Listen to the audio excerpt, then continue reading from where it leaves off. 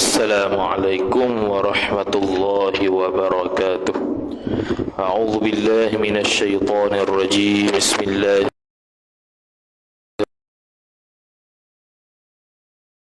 Wassalamu ala asyrafil anbiya'i wal mursalin sayyidina Muhammadin wa ala alihi wa sahbihi ajma'in.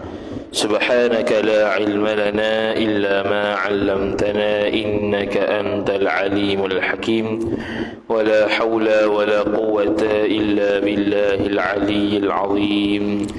Rabbi shrah li sadri wa yassir li amri wahlul 'uqdatam min lisani yafqahu qawli wasaddid lisani wahdi qalbi bihaqqi nabiyyika Muhammad sallallahu alaihi wasallam.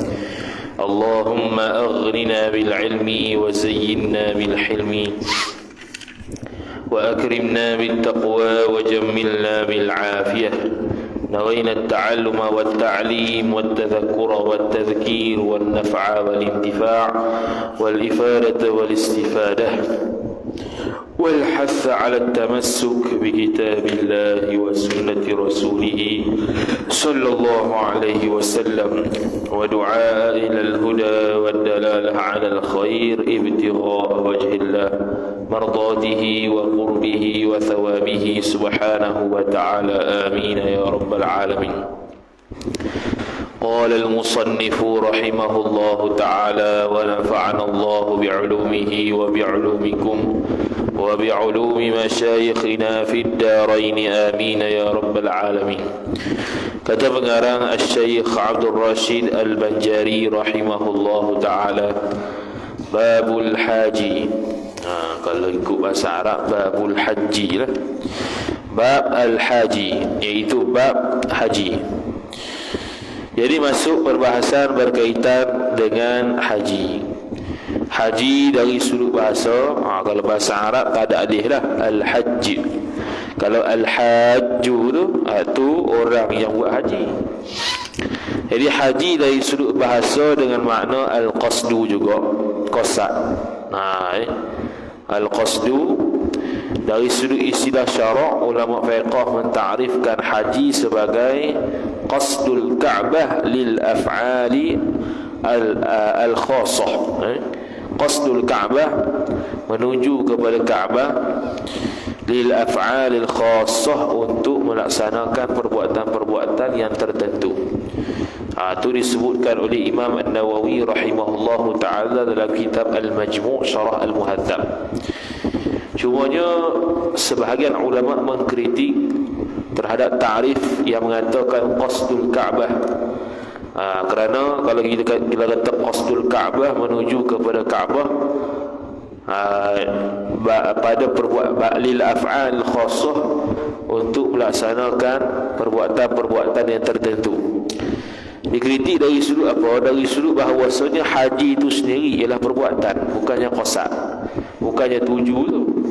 Bahkan haji itu sendiri ialah diri perbuatan, seluruh rukun-rukun dan wajib-wajib haji yang kita akan bahas sebentar nanti. Wukuf di Arafah, Muzdalifah dan sebagainya. Ada hadis Nabi sallallahu alaihi wasallam sebut al-hajju Arafah. Haji itu Arafah. Apa maksud haji itu Arafah? Ai itiyanuha, datang kepada Arafah. Makna kita buat, melaksanakan perbuatan-perbuatan yang tertentu tu, itulah haji. Bukannya qasad, bukannya tuju tu. Perbuatan tu sendiri. Itu haji. Dari sudut umrah pula, bila kata haji mesti ada umrah sekali. Dari sudut umrah pula sama juga dari sudut bahasa, tak sama. Dari sudut bahasa, umrah tu ialah ziarah. Umrah tu adalah ziarah. Dari sudut syarak, ziaratul Ka'bah lil af'alil khassah, sama juga. Tukar ya, ziarah dengan qasad, at-tahdud. Ziaratul Ka'bah lil af'alil khassah, menziarahi Ka'bah untuk melakukan perbuatan-perbuatan yang tertentu. Haji dan umrah ni sudah berlaku pada umat yang terdahulu. Sebelum daripada Nabi sallallahu alaihi wasallam, sudah ada pensyariatan haji dan umrah. Cuma yang khususiat umat Nabi sallallahu alaihi wasallam, haji dan umrah ni yang membezakan dengan haji dengan umrah pada sebelum Nabi itu ialah selain daripada tawaf. Maknanya syariat terdahulu haji dan umrahnya itu ada tawaf. Yang khusus untuk umat Nabi sallallahu alaihi wasallam selain tawaf. Mana tawaf pun ada, selain tawaf pun ada. Selain tawaf itulah perbuatan yang dikhususkan kepada umat Nabi sallallahu alaihi wasallam untuk mengesahkan ibadat haji dan ibadat umrah. Difardukan haji ini pada tahun yang ke-6 Hijrah. Difardukan haji ataupun umrah ni pada tahun yang ke-6 Hijrah. Yang mana kalau haji ni, kalau haji tersebut mabrur, haji tersebut baiklah, panggil diterima oleh Allah Subhanahu wa taala, maka dia dapat mengkafarahkan seluruh dosa sehingga ke dosa besar sekalipun. Satu-satunya amalan yang dapat menggugurkan segala dosa-dosa hatta termasuk dosa besar ialah amalan haji. Itu juga disebutkan oleh Imam Al-Bajuri rahimahullah dalam Hasyiah Al-Bajuri ala Fathil Qarib. Kemudian menjadi fardu kifayah ke atas umat untuk menghidupkan Kaabah tersebut setiap tahun. Dengan orang banyak tawaf ke situ dah, supaya dapat zahirkan syiar Islam, walaupun yang melaksanakan tu budak-budak kecil sekalipun. Mesti setiap tahun ada orang yang menghidupkan Kaabah tersebut. Fardu kifayah, tak kisahlah jadi apa pun, fardu kifayah wajib mesti ada orang yang menghidupkan Kaabah tersebut, mengimarahkan Kaabah tersebut pada setiap tahun. Adapun dari sudut kefarduan haji dengan umrah, kefarduan haji berlaku ijma' ulama, tak ada khilaf. Pak mazhab kata haji itu adalah wajib. Adapun kalau umrah, kalau umrah berlaku khilaf di kalangan ulama. Pandangan mu'tamad mazhab Syafi'i, dia sebahagian daripada perkara yang fardu ain, seumur hidup sekali macam haji. Adapun mazhab lain tidak mengiktiraf umrah itu sebagai perkara yang wajib dilaksanakan. Itu kerana hadis Nabi sallallahu alaihi wasallam apabila Sayyidatina Aisyah radhiyallahu taala anha bertanya, dia kata, ya Rasulullah, hal 'ala nisa'i jihadun? Wahai Rasulullah, adakah mesti ke atas perempuan itu berjihad? Maka Nabi sallallahu alaihi wasallam bersabda, na'am, ya tu jihadun la qitala fihi, tapi bukan jihad yang bunuh orang tu, bukan. Lepas tu al-hajj wal umrah, haji dan umrah. Nabi SAW menyatakan kewajipan itu secara jelas, haji dan umrah ke atas wanita, dan apatah lagi ke atas selain daripada wanita. Habis. Adapun segala syarat sah haji, adapun segala syarat haji itu terbahagi kepada 5. Syarat wajib, syarat haji itu terbahagi kepada 5 bahagi. Pertamanya Islam. Maka tidak wajiblah umrah dan haji ke atas orang kafir yang asli, melainkan kena siksa di akhirat. Kalau dia mati dalam keadaan belum Islam, nanti dia akan disiksa di akhirat kerana tidak mengerjakan haji dan umrah. Seperti mana dalam sembahyang lah, sembahyang pun mereka akan kena siksa sebab mereka meninggalkan sembahyang.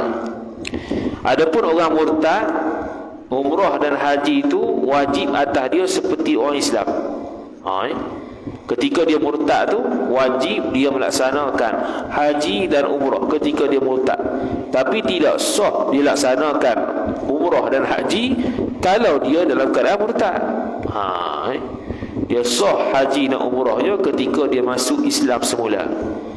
Dan kalau seorang yang murtad itu mati, maka tidak perlu orang lain mengqadha haji dengan umrah dia, tak perlu.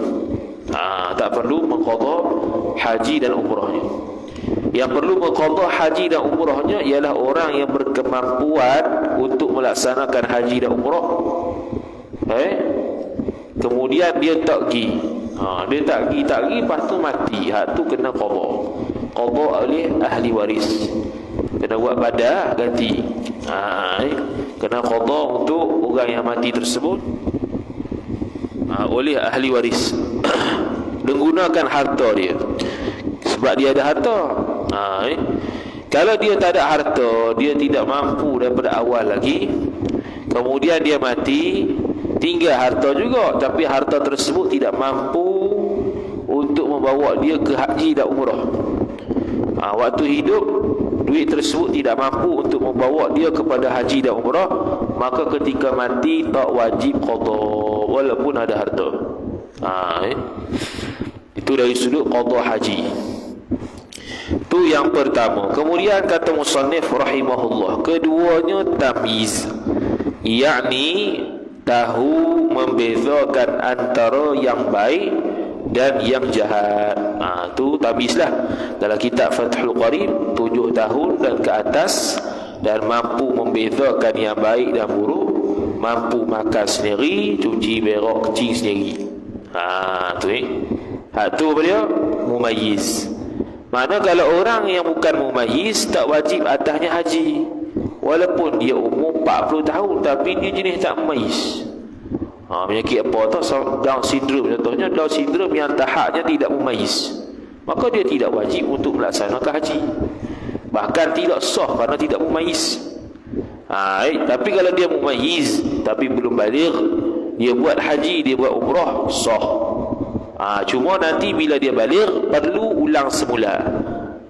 Perlu ulang semula haji dan umrah itu, kerana dia buat ketika dia mumayyiz itu tidak memadai.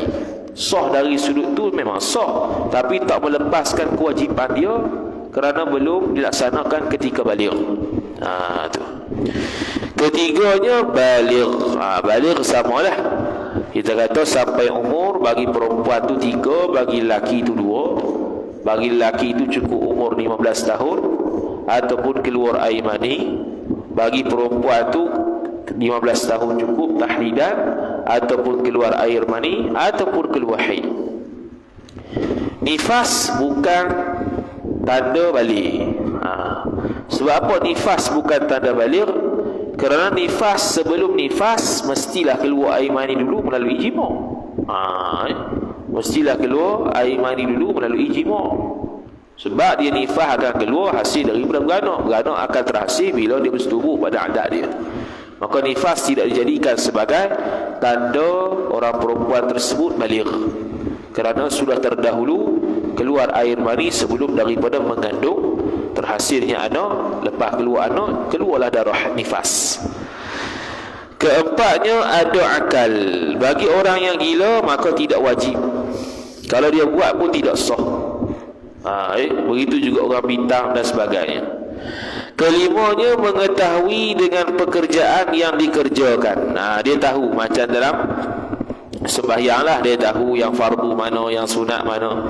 Hak ni pun sama, kena tahu hak ni fardu, hak ni wajib.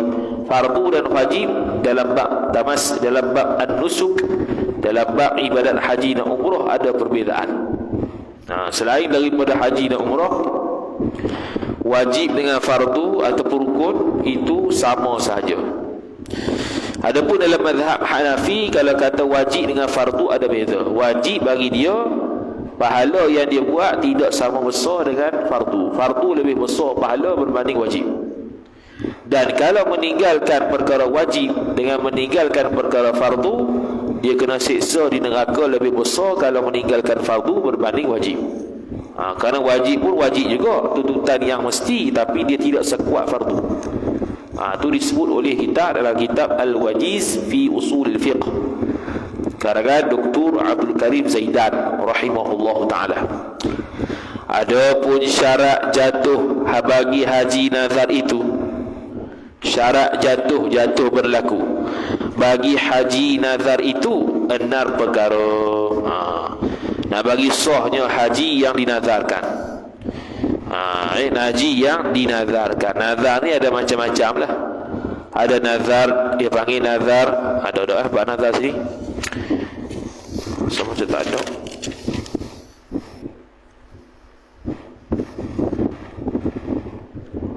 Tak ada. Dia ada nazar mutlak. Nazar mutlak ni semata-mata nazar, aku wajibkan atas diriku sembahyang, aku wajibkan atasku umrah. Itu nazar mutlak. Dia ada nazar tabarrur. Nazar tabarrur ni kalau dapat nikmat sesuatu, dia pun wajibkan diri dia buat benda tu. Contohnya kalau aku sembuh, aku nak sembahyang 500 rakaat contoh. Wajib atas aku sembahyang 500 rakaat. Ataupun demi Tuhan, sesungguhnya aku nak sembahyang 500 rakaat kalau aku sembuh. Itu nazar. Itu nazar tabarrur. Ada nazar satu lagi, nazar nak menjauhkan diri dari sesuatu. Contohnya kalaulah aku ni merokok, aku akan puasa 30 hari. Dia nazar tu sebab apa? Sebab nak menjauhkan diri daripada merokok. Tapi dibaikkan dengan ibadat. Kalau aku merokok ni juga, aku akan kena puasa 30 hari. Tu jenis betul-betul nazar. Bila benda tersebut berlaku, maka wajib melaksanakan nazar seperti mana yang disebut. Tidak boleh tukar dah. Dan nazar ni kalau dah terlepas cakap, maka wajib buat. Tak boleh patah balik. Nak patah balik tak boleh. Ada beberapa benda yang kalau tercakap lepas, dia akan terjadi. Antaranya cerai, antaranya nazar. Itu antara benda-benda yang kalau cakap walaupun tersasul tapi sengaja cakap, tetap dikira. Sebab dia cakap dalam keadaan sedar. 6 perkara. Pertamanya Islam, macam tadilah. Keduanya baligh. Ketiga ada akalnya yang seorang. Keempat di dalam waktunya, waktu haji.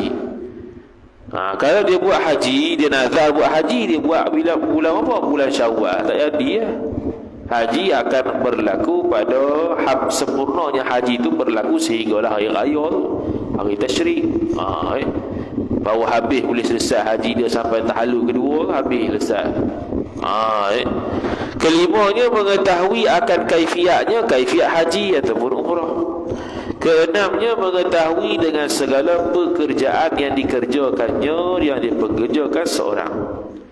Dia tahu berapa dia buat sekarang ni. Tawaf ni rukun contohnya. Kalau tak buat tidak sah. Beza rukun haji dengan wajib haji. Rukun haji kalau tak ada tidak sah. Dia panggil haji tu fasad. Kalau wajib haji tinggal, maka dia wajib dam. Tu ya. Samalah umrah kan. Adapun syarat haji yang menjadi fardu tu, syarat haji yang menjadikan seseorang tu fardu untuk dia tu buat, ialah pertama Islam. Adapun syarat haji yang menjadi fardu Islam itu, yakni fardu ke atas orang Islam itu 7. Pertamanya Islam, ulang balik. Keduanya baligh. Ketiganya ada akalnya, akal seorang. Keempatnya merdeka. Merdeka yang wajib haji. Adapun hamba tak wajib haji. Hamba tak wajib haji. Orang yang bukan mukallaf tak wajib haji. Sebab dia panggil an-naqsu alaihim. Mereka ni ada kekurangan. Sama juga orang yang tidak mampu, sekali dia akan bahas. Orang yang tidak mampu pun tak wajib haji sebab ada kekurangan. Kekurangan nisbah taklif, dia tu bukan ahli mukallaf. Kekurangan dari sudut hamba kerana dia tu bukan orang merdeka. Kekurangan dari sudut istita'ah, kemampuan kerana dia tak cukup bekal. Semua ni tak wajib ke atas dia buat haji, dan tak wajib ke atas dia untuk buat umrah kerana ada kekurangan padanya. Kelima di dalam waktu. Waktu haji. Kalau umrah bebaslah, tiap-tiap masa boleh. Keenamnya mengetahui segala kaifiat haji. Ketujuhnya mengetahui segala pekerjaan yang dikerjakannya, yang dikerjakan seorang. Noktah. Ulang balik tu. Adapun syarat wajib mengerjakan haji itu atas 5 perkara. Ulang balik, ulang dah sama. Tak tahu. Pertamanya Islam, keduanya baligh, ketiganya ada akal, keempatnya merdeka, kelima kuasa. Ni lain sikit. Kuasa berjalan kepada menghasilkan pekerjaan haji itu. Mampu untuk menghasilkan haji. Dia nak kata mampu hasil kerja haji itu ada beberapa syarat. Dia ada lebih kurang 1, 2, lebih kurang 5 syarat dari sudut kemampuan.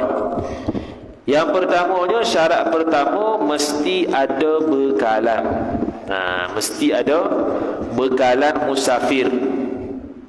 Mesti ada bekalan musafir, makan minum ke apa-apalah yang dia berhajat ketika musafir tu, ketika pergi dan balik. Musafir ketika daripada rumah ke Mekah ataupun daripada Mekah ke rumah dia, semua tu ada bekalan belaka. Atas jalan adat lah, ikut kemampuan. Itu yang pertama. Yang kedua dia ialah mestilah ada kenderaan antara Mekah ke tempat dia. Ataupun secara kaedahnya, orang yang lebih 2 marhalah ada kenderaan. Orang yang lebih 2 marhalah ada kenderaan, walaupun kenderaan tu tak layak bagi dia menurut Syekh Ibn Hajar. Menurut Syekh Ibn Hajar Al-Haytami rahimahullah, kemampuan adanya kenderaan itu menyebabkan dia wajib haji dan umrah, walaupun kenderaannya tak layak bagi dia sekalipun, seperti naik lembu. Zaman sekarang naik kapal terbang, naik kereta, naik bas, dia naik lembu daripada Malaysia ke Mekah. Sampai contohnya masuk TikTok, viral, sah menurut Syekh Ibn Hajar. Sama ada dengan jalan beli kenderaan tu ataupun sewa. Sewa kenderaan tu ataupun beli. Cumanya beli lebih afdal daripada sewa. Beli kenderaan tu lebih afdal daripada sewa.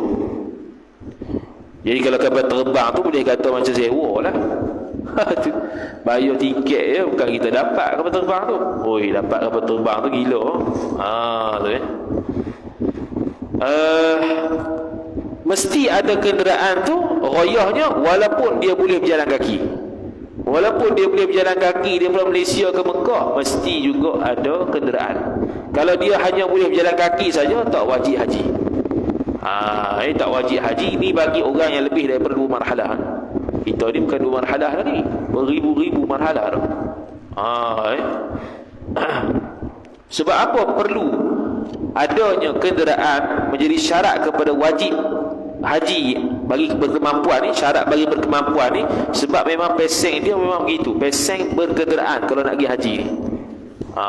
Peseng begitu. Dia panggil min sya'nihi hina ini. Kerana memang peseng begitu. Peseng kena naik juga kenderaan. Dan yang keduanya ialah kerana nak keluar daripada khilaf ulama. Ada yang mengatakan orang yang berjalan kaki ke tempat Mekah tu dalam keadaan dia lebih daripada 2 marhalah daripada tempat dia, tak sah. Tak sah dari sudut apa? Tak sah dari sudut kemampuan itu. Kemampuan nak pergi haji itu kira tak ada.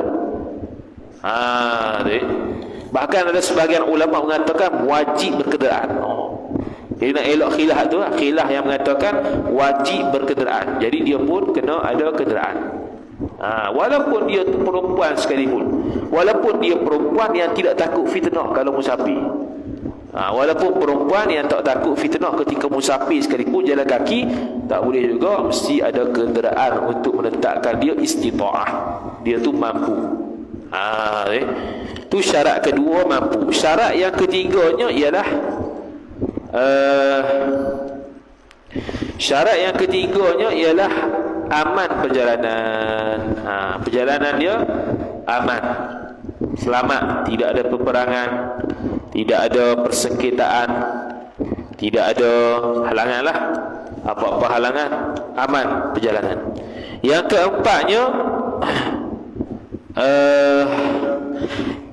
keempatnya tadi dia kata nombor pertama tadi adanya bekalan ketika pergi dan balik. Kemudian yang kedua adanya kenderaan. Yang ketiga aman perjalanan.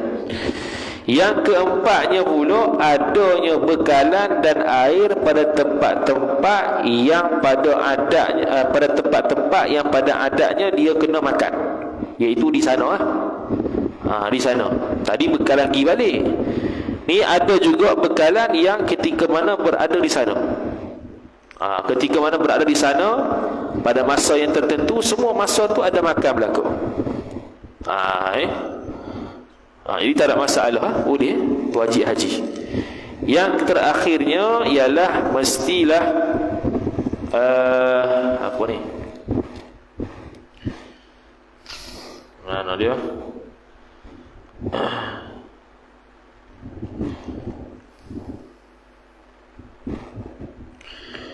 Tadi dia kata mesti nombor pertama tadi ada bekalan ketika pergi balik. Yang kedua adanya kenderaan antara rumahnya dengan antara Mekah sebanyak 2 marhalah dan ke atas. Kemudian yang ketiga aman perjalanan. Yang keempat ada makan dan minum di tempat yang pada adatnya perlu makan dan minum. Dan yang kelimanya ialah dia boleh naik kenderaan tersebut tanpa ada masyaqqah. Dia boleh pergi dengan kenderaan. Ada kenderaan tapi tak boleh pergi, tak jadi juga. Ada kenderaan boleh dah, tapi dia boleh pergi.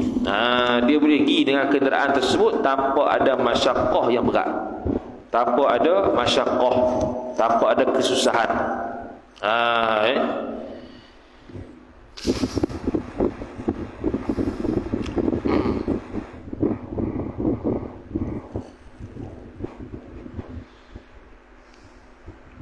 Ada syarat tambahan lagi. Syarat yang keenamnya ialah kalau dia ni pergi dengan orang, kalau dia pergi dengan orang, maka dia mendapati ada teman, ada kawan yang mana kalau dia tak berasa aman pergi seorang-seorang, dia ada teman. Maka wajib ada teman. Syarat tambahan, mesti ada teman. Kalau seandainya kalau pergi seorang-seorang tak berasa aman, tiba-tiba ada teman. Bila ada teman tu tetap ada istita'ah untuk pergi haji. Tetap istita'ah untuk pergi haji. Jadi untuk orang buta tak wajib untuk pergi haji dan umrah, tak wajib. Melainkan ada orang yang tuntun dia, itu wajib. Orang buta tak wajib pergi haji, melainkan ada orang yang tuntun dia untuk buat benda-benda dalam haji dan umrah. Habis. Kemudian kata musannif rahimahullahu ta'ala, maka bagi kekuasaan itu ada baginya, bagi kekuasaan beberapa syarat. Pertama, ada bekalnya. Bekal seorang. Bekal mana ni? Bekal nak pergi balik makan, dan bekal ketika berada di sana, serta memperolehkan tempat baginya, bagi seorang waktu pergi dan pulangnya. Ada tempat untuk duduk di sana. Dan kedua daripada beberapa syarat itu ada kenderaannya. Ada kenderaan, lagi pula boleh naik kenderaan tersebut tanpa ada masyaqqah. Dan ketiganya aman perjalanannya, perjalanan seorang daripada yang ditakutkan. Sama ada takut tersebut perang ke, ada masalah di jalan ke, kena sekat orang perompak ke, kena aman berlaku. Dan keempatnya ada bekal serta dengan air dan makanan binatangnya, binatang seorang pada segala tempat yang telah beradat menanggungkan yang demikian itu padanya pada tempat tersebut. Ini yang kita sebut tadi ni. Ada bekal serta dengan air dan makanan binatangnya. Binatang ni kalau dia bawa binatang lah, pada segala tempat yang telah beradat menanggungkan yang demikian itu, demikian air dan makanan. Tempat-tempat berhenti yang mana pada adatnya kalau berhenti ada makan dan minum, ada bekal lah tu. Maka boleh juga wajib haji. Tempat dia berhenti kat sana ke, tempat-tempat berhenti apa-apalah, yang mana kalaulah di tempat tersebut ghalibnya ada makan dan air untuk diri dia dan binatang tu, maka wajib haji. Dan kelimanya, keluar seumpama mahram, seumpama perempuan. Keluar seumpama mahram, seumpama perempuan. Hak ni bagi perempuan, khasnya bagi perempuan. Dia kena keluar dengan mahram ataupun perempuan yang fiqah ataupun suami dia. Tiga tu. Keluar dengan suami dia, ataupun dengan mahram yang lain, ataupun dengan perempuan yang fiqh, yang dapat dipercayai. Maka murad seumpama mahram itu iaitu murad suaminya dan sahayanya. Sahaya dia pun boleh bawa juga. Dia seolah-olah macam mahram walaupun bukan mahram. Dan murad dengan seumpama perempuan itu iaitu orang yang buta dan budak kecil. Boleh bawa perempuan, boleh perempuan yang fiqh. Ada juga yang menempati macam perempuan, iaitu bawa orang buta seorang ataupun budak kecil yang membayi seorang. Boleh. Dia kira mampulah. Dan orang yang gila atau pada orang buta, begitu juga boleh bawa orang gila. Dia seumpama macam perempuan. Jadi boleh dia keluar dalam keadaan, mestilah dalam keadaan bersama dengan suami, ataupun seumpama mahram ataupun seumpama mahram seperti sahaya, ataupun seumpama perempuan seperti budak kecil, orang gila dan orang buta, ataupun perempuan tu sendiri. Boleh berlaku asalkan kena ada teman. Dan keenamnya, hendaklah tentu ia seorang di atas kenderaan dengan ketiadaan mudarat. Boleh naik kenderaan. Dia tentu ia, tertentu ia seorang di atas kenderaan seorang. Boleh duduk dalam kenderaan tetap dengan ketiadaan mudarat yang amat sangat. Tak ada mudarat, masyaqqatun syadidah. Dan ketujuhnya, hendaklah ada kekuasaan orang itu di dalam masa yang meluaskan orang berjalan kepada mengerjakan haji itu. Ada kekuasaan dalam masa yang meluaskan. Dalam masa yang meluaskan ini, masa yang masih tinggal, masih berbaki orang yang berjalan kepada mengerjakan haji itu. Masih ada masa. Ketika dia musafir tu nak sampai ke Mekah tu, itulah waktu masa untuk haji dan umrah. Umrah tak kira lah haji. Tak terlepas lah haji tu, mana boleh sampai. Seperti mana orang yang berjalan untuk mengerjakan haji, dia pun boleh juga mengerjakan haji kalau dia pergi haji tu dalam keadaan sempat waktunya masih haji. Ada kekuasaan, ada kemampuan tu. Bermula segala rukun haji itu 6 perkara. Bermula segala rukun haji itu 6 perkara. Rukun haji pula. Jadi rukun haji dengan wajib haji beza. Rukun haji kalau tak ada, batal dia punya haji. Pertamanya niat. Niat apa ni? Niat ihram. Niat ihram, al-ihramu, niat ihram, iaitu apa? Niat untuk masuk ke dalam nusuk ibadat umrah ataupun niat untuk masuk ke dalam ibadat haji.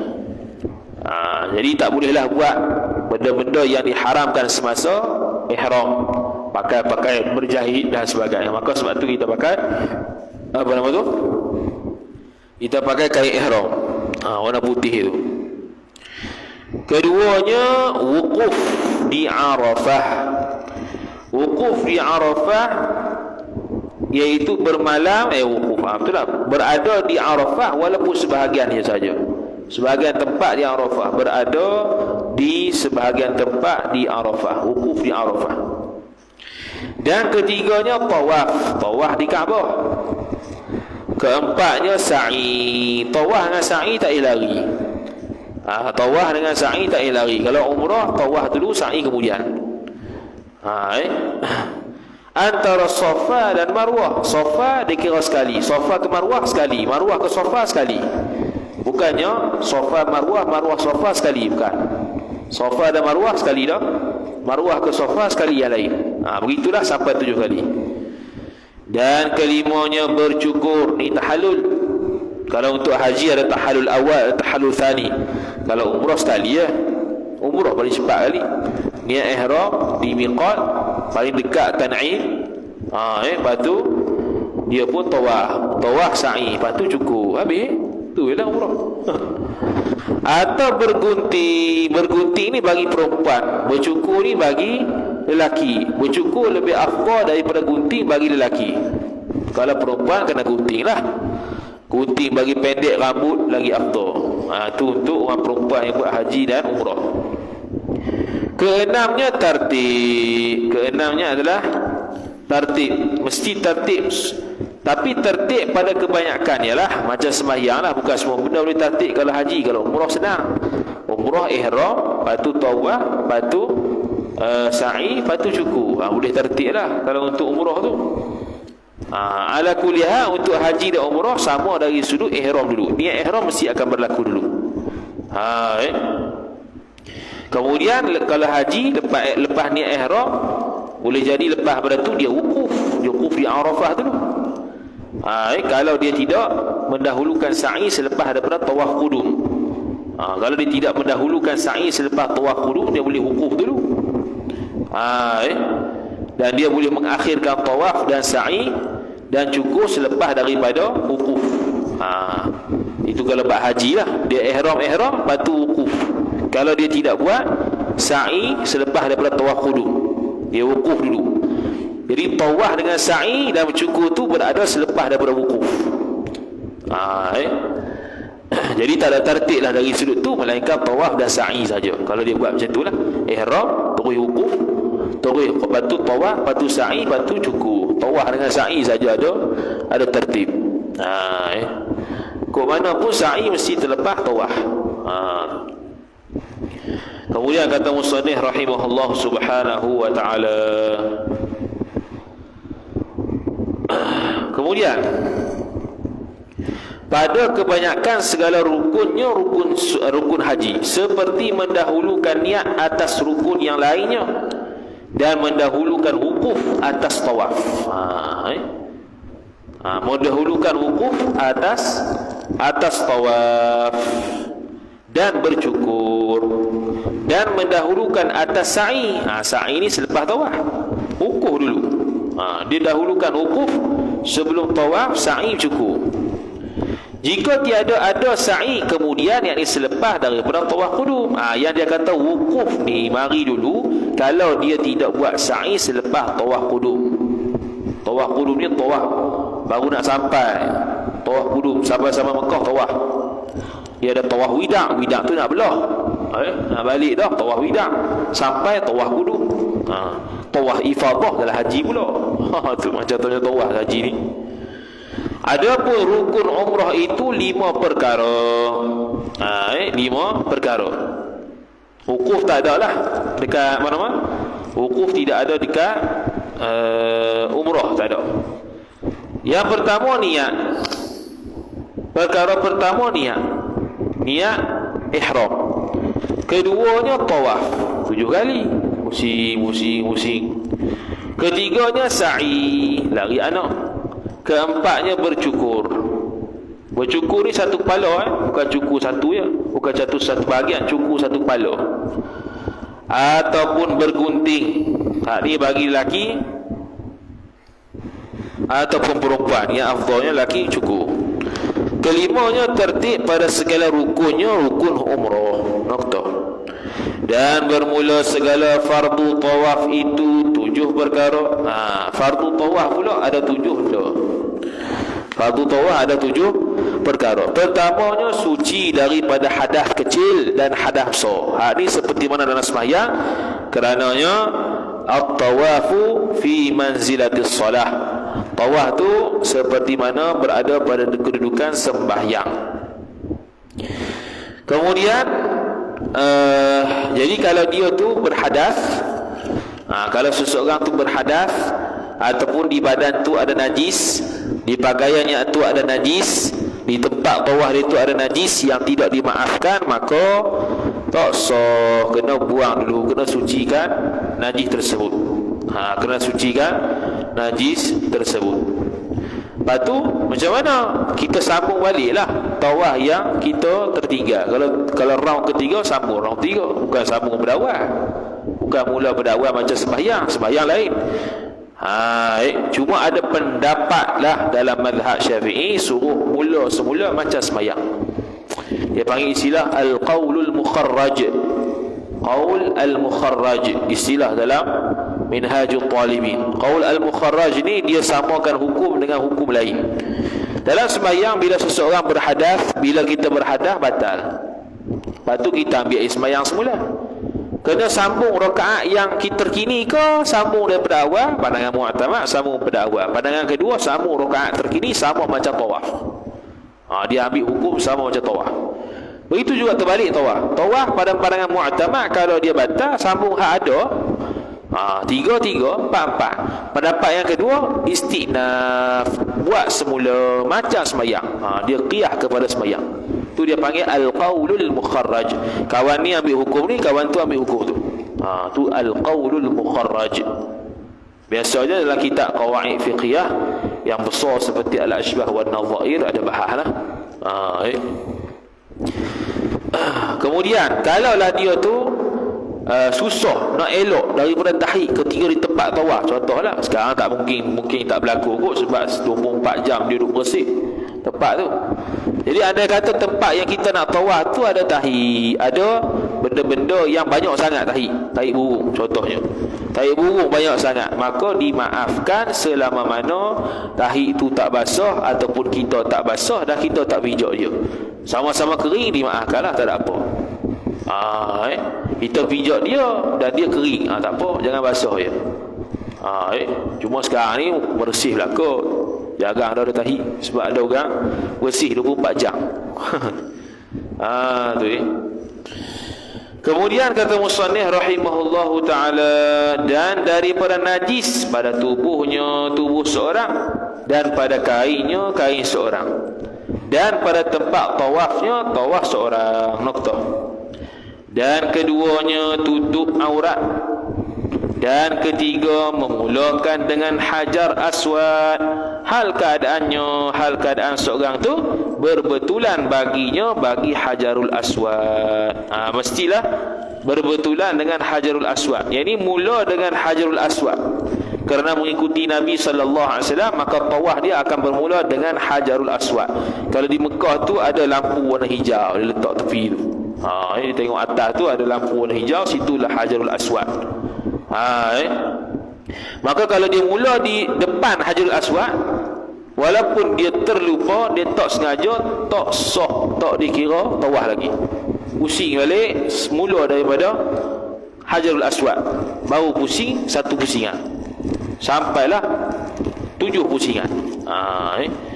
Tu dia kata, atau dengan hajar hal keadaannya berjalan tentu atas hadapan seorang tu kepada hajar. Dia berhadap kepada hajar, iaitu dia mula dengan hajarul aswad. Baca hajarul aswad, bukan hiji lain, hiji Ismail lain pula. Serta memeliharakan diri seorang.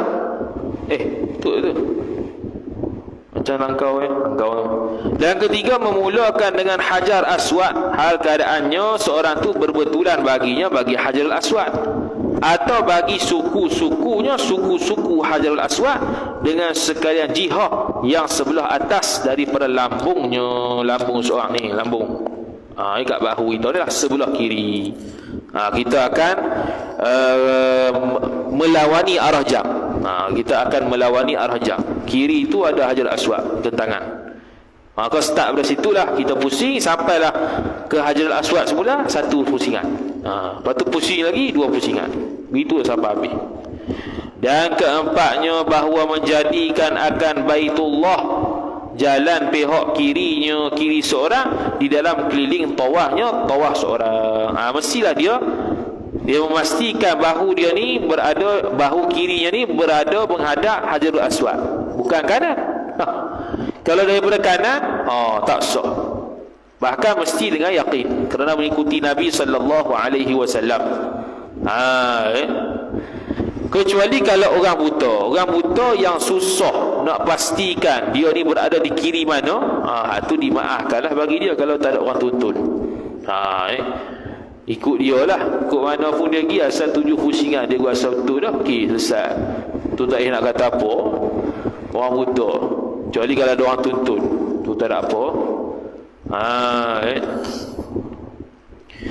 Kemudian hal keadaannya berjalan. Kalau dia naik kenderaan boleh sah juga, cuma tak afdal. Dia naik kereta juga, kereta kat Mekah, tentu atas hadapannya mana ni, Dan keempat, bahawa menjadikan akan Baitullah jalan pihak kirinya di dalam keliling tawafnya, hal keadaannya berjalan tentu atas hadapan seorang tu kepada hajar, serta memeliharakan diri seorang tentu atas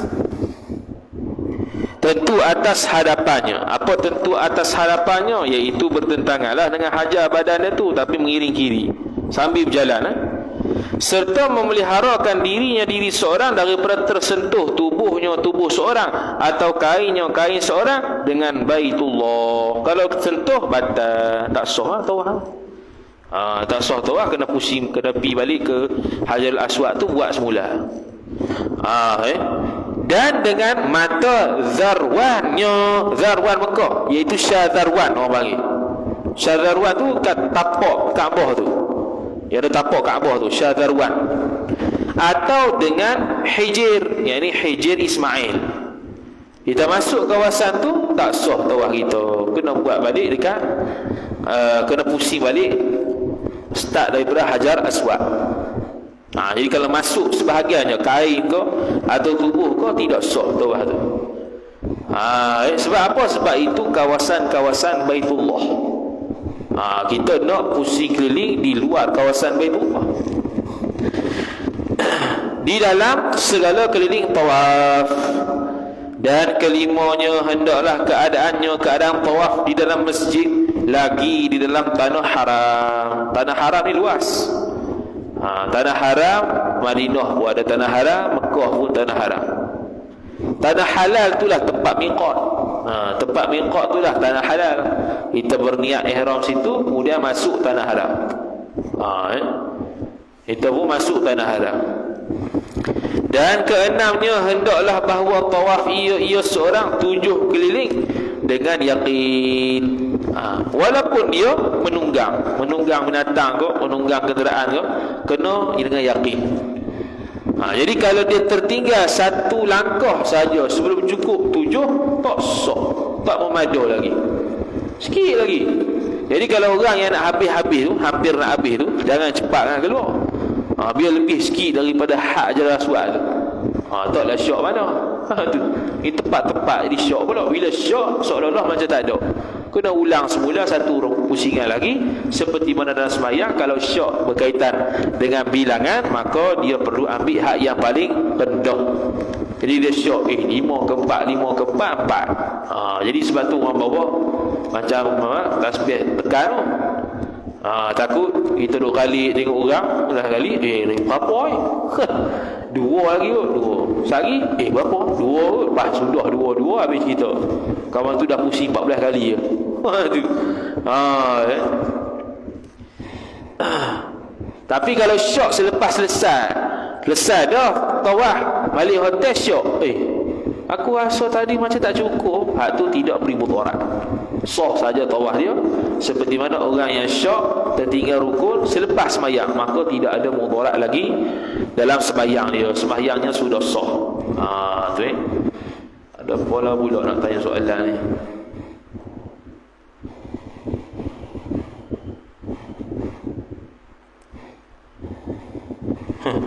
Apa hukum salah niat solat fardu selepas takbiratul ihram? Adakah wajib ulang solat? Haji silap niat habis Aduh. Dan ketujuhnya, jangan ada yang memalingkannya, yang memalingkan seorang kepada yang lainnya, yang lain daripada tawaf. Yakni kalau dia berpaling untuk cari orang, untuk bayar hutang, cari isteri, itu tak sah. Paling niat ke lain, ataupun paling badan nak pergi cari orang, tak sah lah pusingan tu. Kena mula semula daripada Hajarul Aswad. Jadi dia pergi tempat untuk cari manusia lain, cari isteri yang hilang ke, dan sebagainya. Habis. Jadi mestilah qasad pada awal sampai habis tu nak tawaf, dan dia berjalan tu untuk tawaf, bukan berjalan untuk cari orang. Bukan berjalan untuk cari orang. Tapi kalau dia berjalan dengan qasad nak cari orang, dalam masa yang sama qasad untuk tawaf, harus boleh. Habis kemudian dia kata, inilah hal seorang jika ada tawaf itu dalam tanggungan nusuk. Maka jika tiada tawaf itu di dalam tanggungan nusuk, maka wajib pula niat pada permulaan, iaitu permulaan tu qasad mengerjakan tawaf, hal keadaannya berserta dengan awalnya. Tak faham? Kalau baca sekali lalu tak faham tu, tak apa nak cakap. Sebenarnya hak ni syarat lain. Kita mula-mula semalam baca tak faham tu. Malam tak faham. Tak faham ni apa benda ni, inilah sampai dekat awal ni tak faham. Carilah kitab Minhajul Talibin, tak ada. Rupanya dia syarat tambahan disebut oleh Syekhul Islam Zakaria Al-Ansari dalam Fathul Wahhab. Kemudian tengok pula dalam Hasyiah Al-Jamal ala Fathul Wahhab, disebutkan juga dalam Al-Iqna' fi Halli Matni Abi Syuja' oleh Syekh Muhammad Al-Khatib Asy-Syirbini.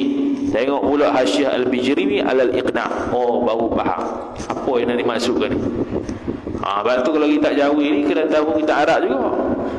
Kita Jawi kalau tak tahu kita Arab, habis yang mengarut ke orang.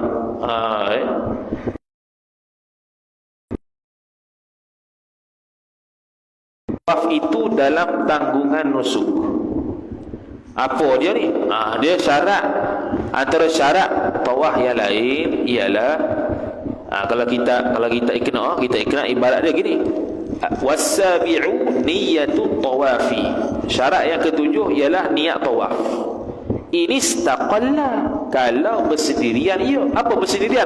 Bi allam yashmalhu nusukun, dengan sekira-kira tidak merangkumilah tawaf itu oleh ibadat nusuk. Apa maksud dia? Yang kena niat tawaf ni, kalau dia tak buat haji umrah. Adapun kalau buat haji umrah, tak payah niat tawaf dah, dia sekaligus satu set. Lepas tu tengoklah kita Hasyim Bijami, dia sebut lagi, amma law syamilahu nusukun bi an ahrama bil haji, qabla dukhuli makkah aw ahrama bil umrati min al hilli fala yahtaju li niyyatin li anna nusuka yashmalahu. Dia kata amma jika law syamilahu nusukun, kalau merangkumi tawaf itu oleh ibadat nusuk, bi an ahrama bil haji, dengan sekira-kira dia berihram haji, qabla dukhulil Makkah, sebelum dia masuk ke, au ahrama bil umrah, atau dia berihram umrah, minal hilli, daripada tanah halal, fala yahtaju li niyyatin, maka tak berhajat kepada niat tawaf, tak perlu. Kenapa? Li'anna nusuka yashmaluhu, kerana ibadat nusuk haji umrah itu sudah merangkumi dengan tawaf. Wa amma tawaful wida', adapun tawaf wida' fayanwihi, dia perlu niat. Tawaf wida' dia perlu niat. Kerana li'annahu mustaqillun, kerana dia tu bersendirian, dia tu bukan ibadat tawaf, dia bukan ibadat haji, dia bukan ibadat umrah, dia ibadat asing, sebab nak ucap selamat tinggal. Tawaf wida' kena niat. Tu disebut dalam Al-Bijrmi Al-Iqna'. Baru jumpa pagi tadi ibarat tersebut. Jadi dia kata inilah halnya jika ada tawaf itu di dalam tanggungan nusuk. Macam inilah yang disebut ni. Syarat-syarat tadi tu dia sebut niat, tak ada sebenarnya. Dia tak sebut niat lagi. Dia kata fardu tawaf itu 7. Perkara pertama suci. Kalau ada niat mesti ditulis niat dulu. Maka jika tiada tawaf itu di dalam tanggungan nusuk, mana kalau dia tak buat haji, dia tak buat umrah, maka wajib pula niat pada permulaan, yakni permulaan tawaf, iaitu permulaan tu qasad mengerjakan tawaf, hal keadaan qasad tu berserta dengan awal tawaf. Serta dengan awal tawaf. Qasad situ. Baru faham tadi pagi. Dan apabila hendak masuklah ke dalam Masjidil Haram, hendaklah masuk jalan pintu Bani Syaibah. Ni kena tengok sana lah. Kita habang sajalah ni, nak tunjuk pun tak tahu. Ada sana pintu macam-macam pintu, ada berpuluh-puluh pintu nama dia. Tu Bani Syaibah. Dan bermula syarat sa'i itu 4 perkara. wallahu a'lam. Ada soalan? Nusuk adalah nusuk pada bahasa ialah ibadat. Cuma dia itu khusus digunakan istilah untuk haji umrah. Apa dia? Wa nusuki wa mahyaya wa mamati. No iftitah. Wa nusuki ibadat aku. Wa mahyaya kehidupan aku. Wa mamati kematianku. Lillahi rabbil alamin. Tuhan, untuk Tuhan sekalian alam. Atau orang panggil manasikul haji. Manasiku tu manasik ambil pernah nusuk. Lagi? Macam ni pun sejang dah belik dengan bahasa. Allah, itu tak terang detail lagi. Biasa-biasa sejang lah.